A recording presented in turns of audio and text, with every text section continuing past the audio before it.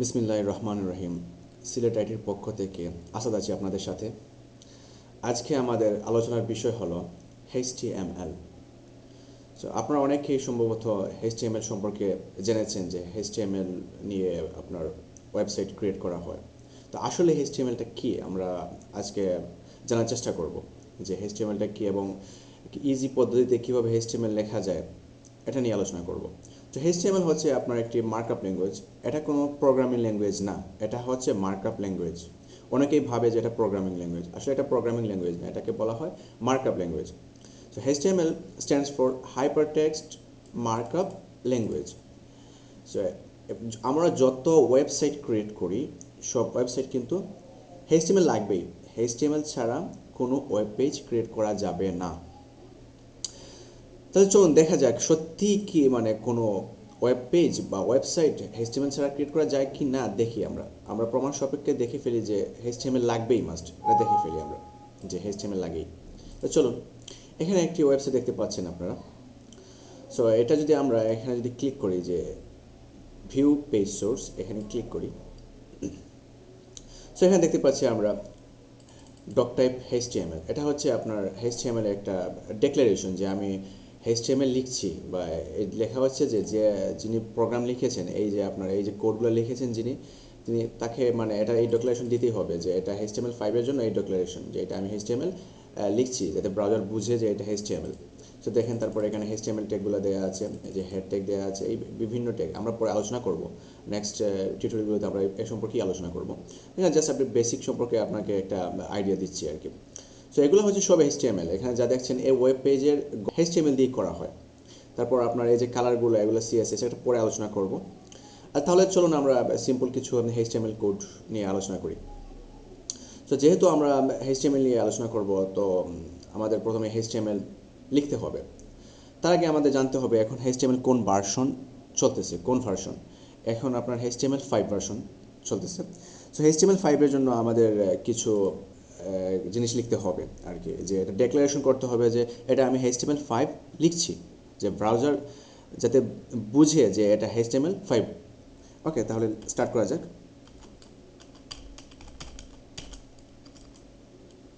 Doc type. So এটা কি আসলে ডক টাইপ HTML? এটা হচ্ছে একটা ডেক্লারেশন, যে ডেক্লেয়ার করছি আমি HTML5 লিখছি। ব্রাউজার বুঝবে, যখন কোডটা রান করবে ব্রাউজার বুঝবে যে এটা HTML5। সো HTML4 এর জন্য আগে অনেক কোড লিখতে হতো, 3 লাইনের কোড লিখতে হতো। সো এই HTML5 ইউজার যারা অনেক লাকি বলতে হবে। মাত্র মাত্র কয়েকটা লাইন, কয়েকটা কোড দিয়েই হয়ে যাচ্ছে, কয়েকটা ওয়ার্ড দিয়েই হয়ে যাচ্ছে, বা কয়েকটা লেটার দিয়েই হয়ে যাচ্ছে আমাদের ডেক্লারেশন। ওকে, সো আমরা HTML রাইট করব, আমাদের HTML ট্যাগ লিখতে হবে HTML। সো এটা হচ্ছে আপনার এটা হচ্ছে HTML এর স্টার্টিং ট্যাগ। HTML এর স্টার্টিং ট্যাগ হচ্ছে এটা। সো আমাদের ট্যাগগুলো সবসময় ক্লোজ রাখতে হবে। Ctrl+S দিয়ে আমরা সেভ করে নিই। সো এটা হচ্ছে আপনার সেভ করে নিলে আপনার সুবিধা, কাজ করার সুবিধা।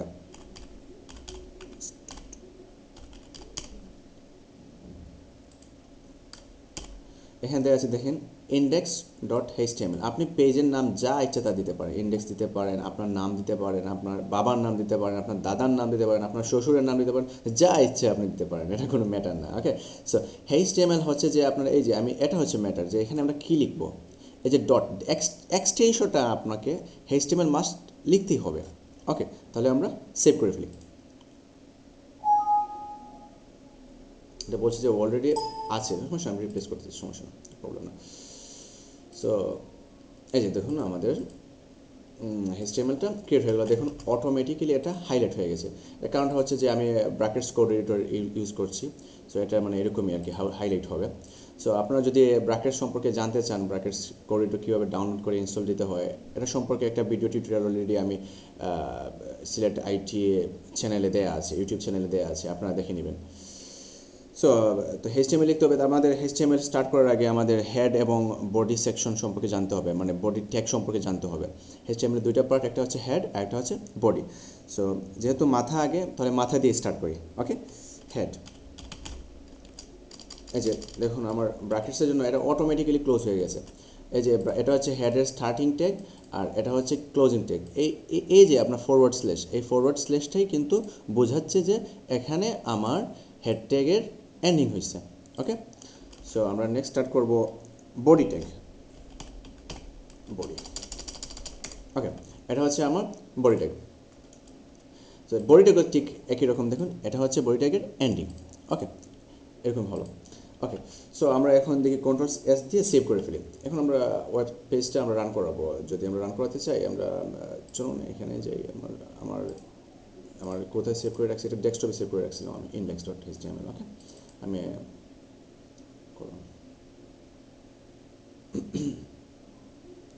কিছুই আসেনি, কিছু আসবেও না, কজ আমরা এখনও আসলে লেখার মতো কিছুই লিখিনি। ওকে, তাহলে শুরু করা যাক। আমরা লেখার মতো কিছু লিখি যাতে আমরা কিছু আউটপুট পাই। আমরা লিখবো প্রথমে এখন মেটা সেট।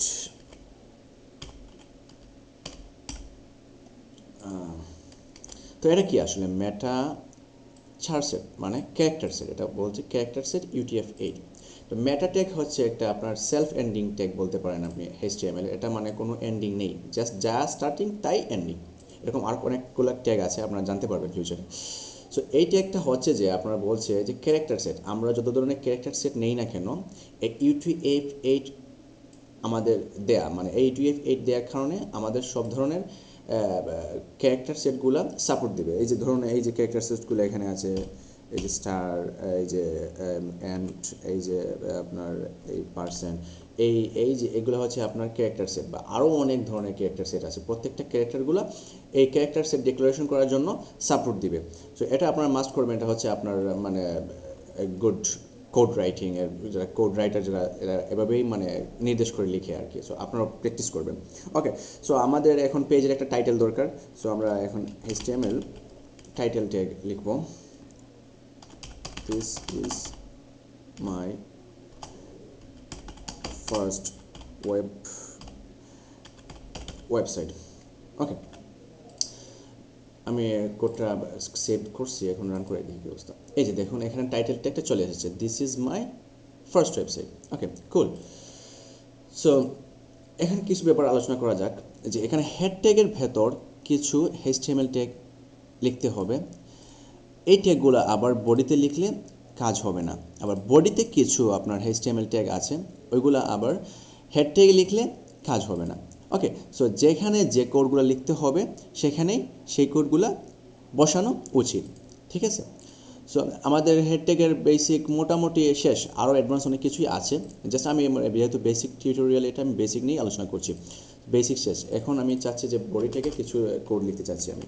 যেমন ধরুন আমি একটা হেডলাইন লিখতে চাচ্ছি, যেহেতু আমাদের ওয়েব পেজ, একটা ওয়েব পেজে একটা হেডলাইন দরকার। ওকে, দেখলাম আমি this is a headline. Okay,